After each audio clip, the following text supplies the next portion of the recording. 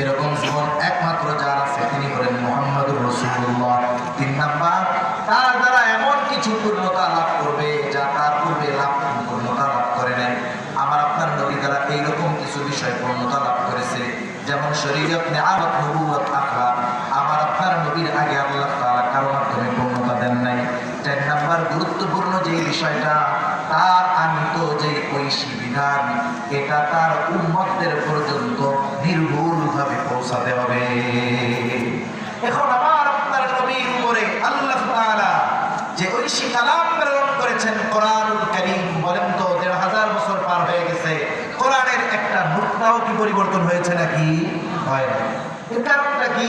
কারণ হলো 1 নাম্বার কারণ যে এই কোরআন হেফাজতের দায়িত্ব স্বয়ং নিয়েছেন কে? আল্লাহ তাআলা নিয়েছেন। প্রাথমিক দিক যখন ওহী নাযিল হতো, নবীজি বারবার পড়তেন, জিবরাইল আলাইহিস সালাম যা শুনাইতেন নবীজি বারবার পড়তেন, জবান আওড়াইতেন। আল্লাহ তাআলা বলেন, লা তুহাররিক লিসানাকা লিতা'জালা বি ইন্না আলাইনা জামআহু ওয়া কুরআনা। আপনি দড়ি তাড়াহুড়ো করবেন না, বারবার আপনার জবানকে আপনি আওড়াবেন না, চিন্তা করেন না। ইন্না আলাইনা জামআহু ওয়া কুরআনা, এটা সংরক্ষণ করার, এটা একত্রিত করার, এটা হেফাজত করার, এর অর্থ, সারমর্ম, শব্দার্থ সব কিছু হেফাজত করার দায়িত্ব আমি আল্লাহ। আল্লাহ তাআলা বলেন, ইন্না নাহনু নাযালনা আলাইকা যিকরা ওয়া ইন্না লাহু লাহাফিজুন। আল্লাহ তাআলা বলেন, নাযিল করেছি আমি, হেফাজতের দায়িত্বটাও আমার।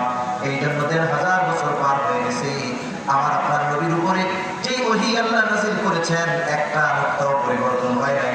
কিয়ামত পর্যন্ত এই কোরআনুল কারীমের একটা নুক্তাও কেউ পরিবর্তন করতে পারবে না। কিন্তু অতীতের যত নবী, ওই নবী দুনিয়া থেকে গেছে 50 বছর লাগে নাই, তার কাছে যে কিতাব পাঠানো হয়েছে ওইটারে পুরা অদল বদল করে শেষ করে দিয়েছে পুরা। দ্বিতীয় বিষয় হলো ওই নবীর কথা, সিরাত, মতাদর্শ, আদর্শ আমাদের কাছে নির্ভুলভাবে পৌঁছাতে হবে। এই যে আমরা হাদিস থেকে নবীজির জীবনী সম্পর্কে জানি, নবীজির কথাগুলো আপনাদের সামনে বলি, নবীজি কেমন ছিলেন এ কথাগুলো আমরা বলি হাদিস থেকে। মুহাদ্দিসিনে কেরাম কতটা সতর্কতার সাথে এগুলোকে একত্রিত করেছেন, এ কথা বলতে গেলে লম্বা কথা হয়ে যাবে। তাহলে 4 নম্বর যেই বিষয়টা দরকার, যে সেই নবীর জীবন আদর্শ এবং তার কাছে প্রেরিত ঐশী বিধান নির্ভুলভাবে আমাদের পর্যন্ত পৌঁছাতে হবে।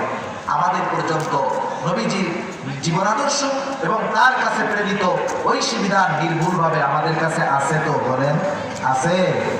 যেহেতু আছে, এই গুণগুলো নবীজির মধ্যে আছে, এজন্যই আল্লাহ তাআলা বলেন, লাকাদ কানা লাকুম ফি রাসূলিল্লাহি উসওয়াতুন হাসানাহ।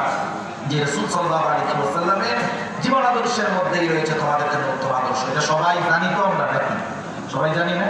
ভারতের প্রধানমন্ত্রীও জানে, ইসলাম বিদ্বেষীরাও অনেক সময় লেখে যে এই পৃথিবীতে শান্তি প্রতিষ্ঠা করতে হলে মুহাম্মদ সাল্লাল্লাহু আলাইহি ওয়াসাল্লামের আদর্শ ছাড়া সম্ভব নয়। এটা যদি ভারতের প্রধানমন্ত্রী বলেন তো বাস্তবে কেউ নিয়ে এটা আমল করবে? মুসলমানদের সবাই জানে, সবাই আমল করে না। কারা করবে? নবীর জীবন আদর্শ গ্রহণ করবে তারা। আল্লাহ বলেন, লিমান কানা ইয়ারজুল্লাহ ওয়াল ইয়াউমাল আখিরাহ ওয়া যাকারাল্লাহা কাসীরা। যারা আখিরাত এবং আল্লাহর ব্যাপারে আশাবাদী, আল্লাহর প্রতি ঈমান রাখে, আখিরাতের প্রতি সর্বোচ্চ ভয় রাখে এবং সব সময় আল্লাহ তাআলার স্মরণ করে, এই মানুষগুলোই মূলত রাসূলের জীবন আদর্শকে গ্রহণ করে এবং এদেরকেই বলতেছে যে তোমাদের জন্য রাসূলের জীবন আদর্শের মধ্যে উত্তম আদর্শ নিহিত রয়েছে। এজন্য সম্মানিত উপস্থিতি, রাসূলের জীবন আদর্শ এটা পরিপূর্ণ, পূর্ণাঙ্গ এক জীবন আদর্শ। এক মজলিসে আল্লাহ রাসূলের জীবন আদর্শের সবকিছু বিস্তারিত বর্ণনা সম্ভব নয়। এখন আপনারা কি করবেন? সর্বশেষ অনুরোধ আপনাদের কাছে, একটা যাচাই বাছাই করি দেখি আপনাদের কার কার ঘরে নবীজির সিরাত আছে। একটু হাত উঁচা করেন তো। মাশাআল্লাহ, হাত নামান। অধিকাংশ মানুষের কাছে নাই। আপনি যাকে অনুসরণ করবেন তাকে আপনার জানতে হবে কি হবে না? বলেন, কেমনে জানবেন? সে তো এই দুনিয়ায় নাই, তার ওয়াজ তো ইউটিউবে নাই, কেমনে পাবেন? অবশ্যই আপনাকে যারা নবীজির সিরাত নিয়ে লিখেছে, জীবনী নিয়ে লিখেছে, এটা আগে পড়তে হবে। আপনি যদি চান আপনার সন্তানকে আদর্শ সন্তান বানাবেন, নবীজির কৈশোরকাল সম্পর্কে তাকে জানাতে হবে। আপনি চান আপনার যুবক ছেলেটা আদর্শ একজন যুবক হোক, নবীজির যৌবনকাল সম্পর্কে তাকে জানাতে হবে।